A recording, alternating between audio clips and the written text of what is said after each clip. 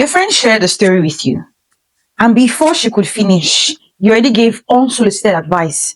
And you can tell from the look on her face, she has such a disapproval. Instantly, you regretted ever saying anything because you thought you were helping. You thought you were preferring a solution. And then you get to realize that sometimes the best thing to say is nothing at all. Have you ever wondered knowing what to say and when to say it? If you're one who struggle with knowing when to remain silent and when to speak, stick around as we'll be exploring the power of words and how to use them wisely. Hi, I'm Jumoke Seyi-Aliu, a certified NLP coach, a mentor. I help you unlock clarity, give you direction in confusion, and help you step to become the best version of yourself. I've mentored people in the last 6 years who have become better people in their self-influences with success stories to follow. Today we'll be exploring through wisdom and using biblical principles, personal experiences, and practical advice to help you communicate effectively and maintain healthy relationship, because words and knowing how to use words is very key in communication and building healthy relationships. I'll be giving keys and resources to help you communicate effectively. And the first thing I'd like you to know is the power of your words.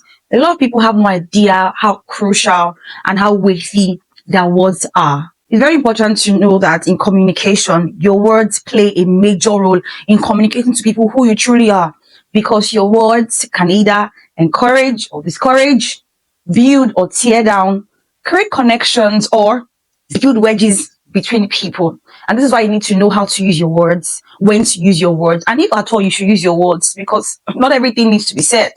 Your words hold such power. You need to understand that your words is very weighty. Know when to use your words, know how to use your words, the right time to use your words, because it is very, very crucial in letting people know who you truly are.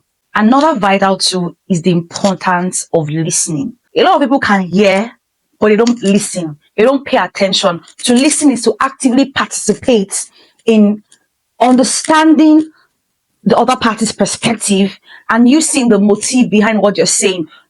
You're just not hearing the words you're speaking, but you can read between the lines of what they're not saying as well. You need to be able to actively listen. And just so you know, listening, active listening now is a vital tool in communication, because to help you understand each other's perspective, and even your perspective will be properly understood, because you can hear what the other person is saying and you can respond effectively, so that you're just not beating around the bush or hearing what the other person is saying but not actively listening. Another crucial resource and tool that's very useful is knowing when to speak. Many a times, people are not matured enough to know when to speak. We see how that people who are older many a times keep silent, and you wonder, couldn't they have responded? Can't they give a feedback immediately? Maturity is knowing when to speak, because not all situations require a verbal response. There are times where you just need to process what's happening or just keep quiet. Then you can assess the situation and it helps you respond better. You can take stock of what has happened and know how to respond. Know when to speak. Not all things should be said. Just because you have a mouth does not mean you should speak. Silence is very crucial. It is golden. And this is why people who would go far in life are people who are thinkers. They tend to process words before they spoil something that they will end up regretting. Know when to speak. Another point is to guard your heart. The Bible teaches in the book of Proverbs to guard your heart with all diligence, because out of it flows the issue of life. It is not fake when people say that what is in you comes out when you speak out. You don't want to be found saying what you cannot defend or saying what you would lie about. You can't be speaking A and what you believe is B. They need to align. It shows that you're a constant person and your words can truly carry the weight that you want them to carry. Another thing you need to understand when communicating and dealing with relationship is to understand the dynamics of your words in conflict. Life happens. There will be conflict and misunderstanding. You need to face difficult conversation with clarity and confidence, and make sure that your words will build up and not tear down. And this means you're not playing the blame game. This means you're speaking with such clarity, because you know that your words can either break the relationship or you can build the relationship. Just because you have conflict doesn't mean you have to destroy the other party with your words. You can communicate effectively, and this will bring about an understanding to your listener, and they can reciprocate as you want them to. So your words need to carry such weight. Your words need to be communicated very, very clearly, because tough conversations are not easy to have, but they have to be had. But your words are very crucial, such that they build the other person up. Another thing you need to know is that you need to use social media effectively. A lot of people are so immature, and they take their anger, they take all of these words to social media. And this is a warning that maturity is supposed to tell you that when you have a problem with somebody, or you need to communicate something, even to another person, as the case where, do not use social media to depict your negative thoughts and influence that on others, because your comments, what you post, is just a reflection of who you are. If you have an issue you need to speak to someone about, or even if you need to communicate words to people, or you need to give people value, make sure that your words align, like I said, with your values and beliefs. Do not use social media negatively, because, like someone said, the media never forgets. If you feel like you've posted something, somebody had probably screenshotted what you have posted. Someone has probably taken that to define who you truly are. And you need to be careful of the words you put out there, because your words can either make or mar you. People can be very mean what you post on social media. So you don't want to be caught in social media malava, as the case were. And I'll advise that if you have a beef with somebody, if you need to trash out things with somebody, please don't go on social media and do that. Make sure you have a proper conversation, like an adult, like someone who wants to grow. Have a proper conversation and make sure they understand what you're saying. And that point is to give grace with your words. I cannot say this more than enough.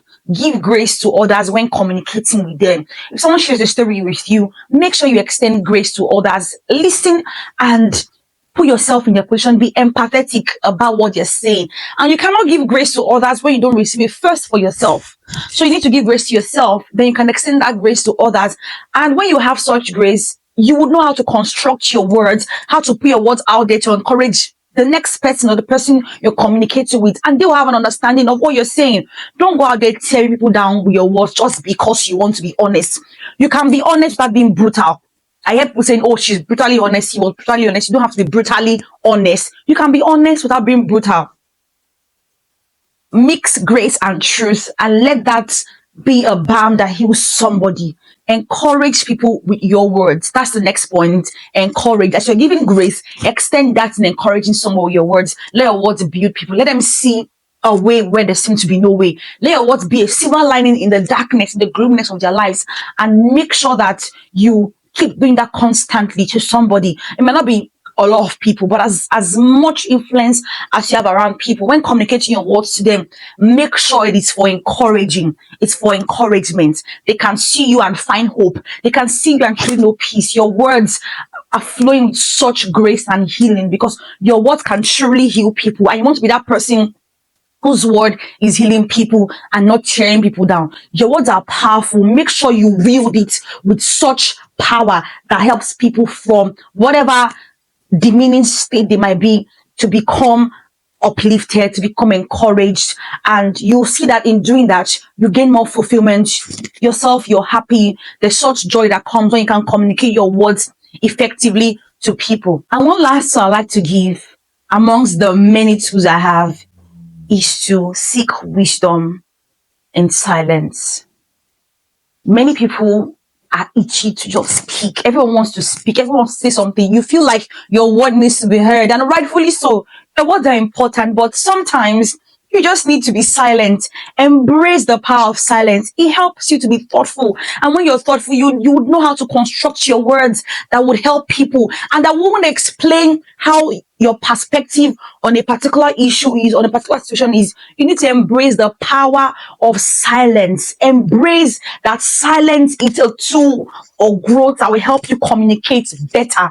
It helps you to be thoughtful. I'll give an example. I used to be somebody, whenever I speak or whenever I'm called to speak on something, I tend to pause in between my sentences, and people mistaking that for me being out of sync with what I want to say. No, but I'm doing that because I want to think about what my next word will be to uplift the other party. I don't want to be saying the wrong things, because if at the time I'm saying what comes to mind out of my emotional state or out of my anger, I might regret what I'm saying later. But when I take a pause to think about what I want to say, I can breathe for a minute and then construct my words appropriately to deliver accordingly. Embrace silence as a tool.